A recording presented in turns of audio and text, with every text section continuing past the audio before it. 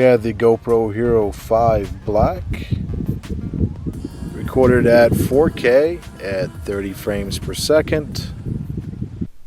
The Hungarian here, welcome to my channel. I've got the GoPro Hero 5 Black Edition to review today. This is recorded in 4K at 30 frames per second. Sells for $3.99 at Best Buy. When I bought this, they still had the deal where you get a $60 gift card, so hopefully in your area they still have that.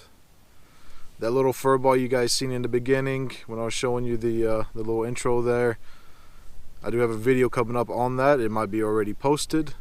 So that is my mic. So if you guys are interested in what kind of a mic I'm using, make sure you guys go and subscribe and check that video out. So why the GoPro Hero 5 Black Edition? It is waterproof without that clear, bulky housing that the previous models had. I believe it's waterproof up to 33 feet. Or you can totally just jump in.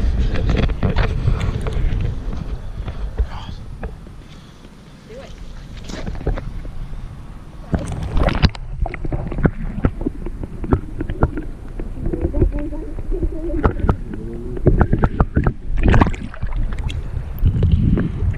Dude, it's still recording. just so you guys know, I'm freaking out. It's $400 is dunked into the lake. It's no good. It's scary. Let's do it again, see what happens.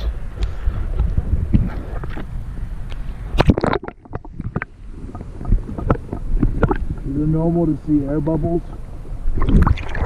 10 meters. I don't know how they came up with that number. So it does record it in 4K at 30 frames per second and 24.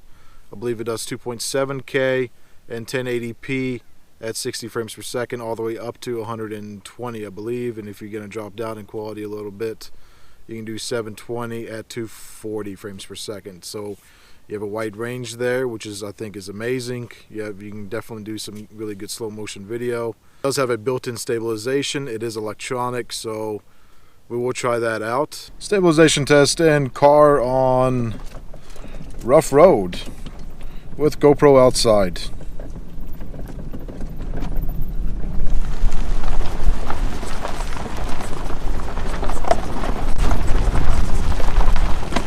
Extremely bumpy. Don't know if you guys can hear it. Also checking out the quality of the sound.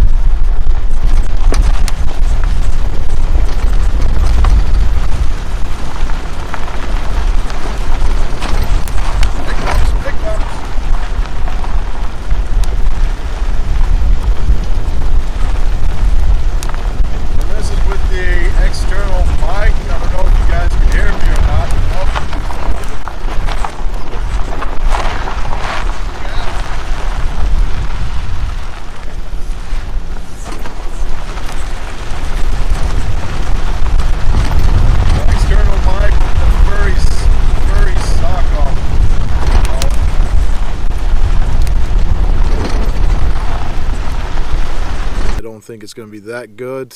In my opinion, they should have put an optical stabilization in there, considering it is an action camera, so it's going to have a lot of movement. That optical really would have pushed it, beyond what it is now. But even without that, I think it's an amazing camera. To me, it is the best camera for vlogging, or really anything out there for the money.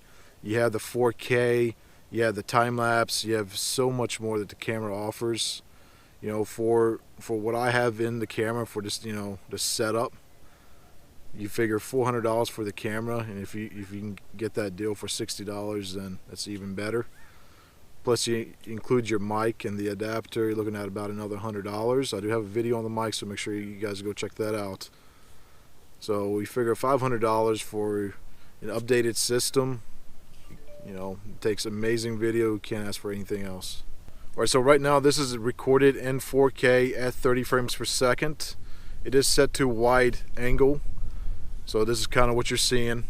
So now we're going to switch it to 24 frames per second and do the super wide. and so you guys can kind of see what that looks like. Alright, so it's not super wide. This is 4K at 24 frames per second. It's called Super View. So if you notice around me, it's gonna definitely, you're gonna see a lot more around me. I'm not a big fan of this view. I guess if you're trying to capture, the landscape and so forth, it is ideal. I do like the wide is about as much if you're recording in 4K. If you drop down to 1080p at 60 frames per second, you can have it set to linear, which is more or less like your normal camera view. So it's not bad. Alright, so I don't know if I mentioned it or not, it does have that 2-inch built-in screen. It is a touch screen, which is really nice. The menu system is really easy to use. It's real straightforward. It's functional. It's not cluttered. It's the way they, like I said, the way they designed it. It's really great. Now I will demonstrate the mic with and without the mic plugged in. So this is me with my external mic. This is me without my external mic. I don't know if you guys can really tell the difference. There's not really that much wind blowing at this moment, so, and there's some wind right now.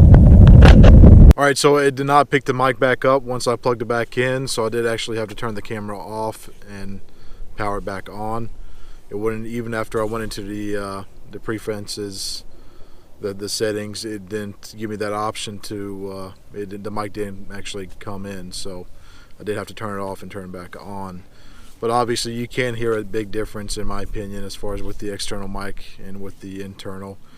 But like I said, without the without the wind, the internal mic is, in my opinion, still pretty good compared to some of the other cameras.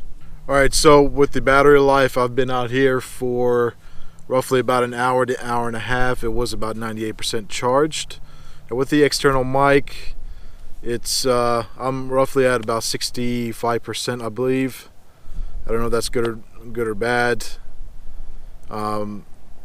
For 20 bucks you can pick up another battery. They're very cheap batteries, and I don't think that's a really big issue. You can carry around 2 or 3 batteries, and if you need more time to record.